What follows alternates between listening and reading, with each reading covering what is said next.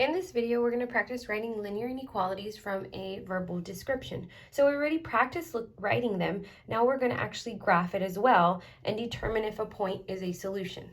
So we've been writing it in standard format to describe the applied situation, and we're going to identify our variables, and we're going to identify the coefficients for x, coefficient for y, and we'll identify the limit, which is going to be our constant c, and then we'll determine the inequality symbol based on the description. So in this example, it reads, a customer has a $100 gift card to a home fragrance store. He wants to spend at least $100 on hand soap and body wash to completely use up his gift card. Hand soap costs $5 per bottle and body wash costs $4 per bottle. So in letter A, we're going to formulate an inequality that represents the possible combinations of x, the number of bottles of hand soap. So we already know x is going to be soap, and y is going to represent the number of bottles of body wash purchased by the customer. So if I go back and read the description, he wants to spend at the very least $100, if not more. If he wants to spend it at least $100, if not more, our symbol is going to be greater than or equal to 100. So together, I want to spend at the very least 100, if not anything more than that, on hand soap and body wash. So hand soap is $5 per bottle. Well, if hand soap is $5 per bottle, x represents our hand soap, so this is my 5x. Body wash is $4 per bottle, so body wash is y. This is my 4y. And together, when I combine these combinations, they're going to be greater than or equal to 100. So 5x plus 4y is greater than or equal to 100.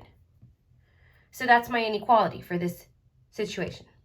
Letter B, we're going to graph all possible combinations of x, the number of bottles of hand soap purchased by the customer, and y, the number of bottles of body wash purchased by the customer.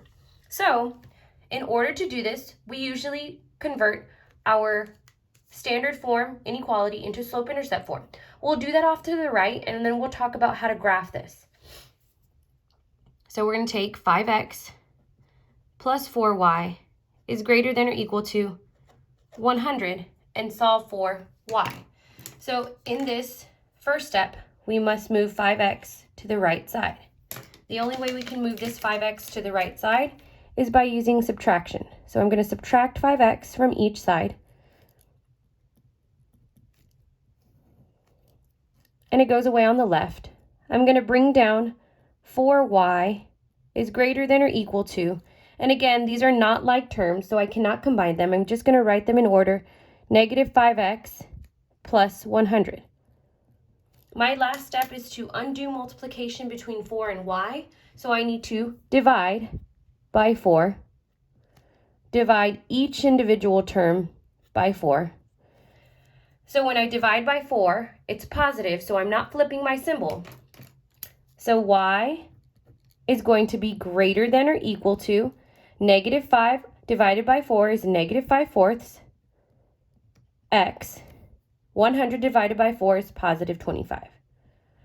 So from here, what we'd identify is that my slope's negative 5/4, so down 5, right 4, and my y-intercept is positive 25. That's my starting value. So if I go to my graph and I graph positive 25 on the y-axis, that's my starting y value, and then I need to go down 5, right 4. Well, I need to recognize that my graph is not in increments of 1 on the y values. They're on increments of 5. And so if my increments are going by 5 on the y's, my increments on the x-axis is also going by 5s. So this may be a little difficult to graph by hand using slope-intercept form.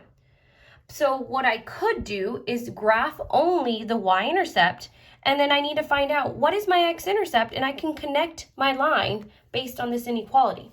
Well, if I go back to my standard form, if I cover up the x and solve for y, I divide by 4 on both sides, and so I would get y, the y-intercept at 25. Well, if I wanted to graph the x-intercept, I would cover up the y and divide by 5 on both sides, and so 100 divided by 5 would be 20. So what I want to recognize here is that my x-intercept would be 20. If I did use negative 5 over 4, I would be going down 5, that's 1, and then over 4. Well, since it's going by 5s, I'd be going over 4. And then down 5 again, and since that's 4, I would go just a little further over.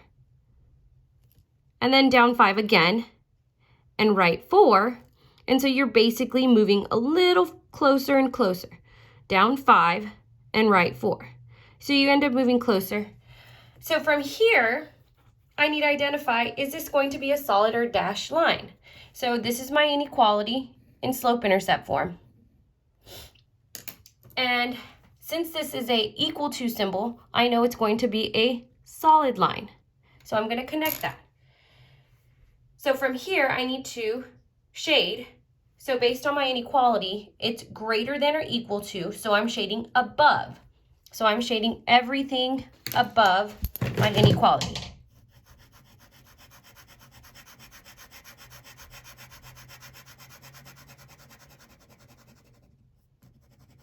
So that means any point in this shaded area or on my solid line is a solution to this inequality. So let's answer this last question. Will the customer consider purchasing 5 bottles of hand soap and 10 bottles of body wash? So let's go ahead and take our inequality and plug that in to see if we get a true or a false statement. So if I take my inequality, 5x plus 4y is greater than or equal to 100, I want to recognize that 5 bottles of hand soap is my x value. 10 bottles of body wash is my y value. So that's a point in this inequality. So if I plug in 5 for x, I need to use parentheses. That means I'm taking 5 and I'm multiplying it with 5.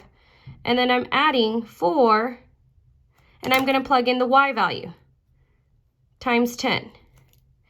And so when I simplify this, for this equation or this inequality to be true, it needs to be greater than or equal to 100. So 25 plus 40. 25 plus 40 is 65. Is 65 greater than or equal to 100? No. So this is a false statement. Since it's a false statement, we're going to say no. That combination would not work. That combo won't work because they didn't use the entire gift card. And you can also recognize that this 0.5, 10 should lie in our shaded area. If I go to the 0.5, 10, it's on the outside of the shaded inequality. So you can also say that 5, 10 doesn't lie in the shaded area. That's an alternate way of identifying if that point would be a solution to the inequality of this verbal description. Now you're going to practice on your own.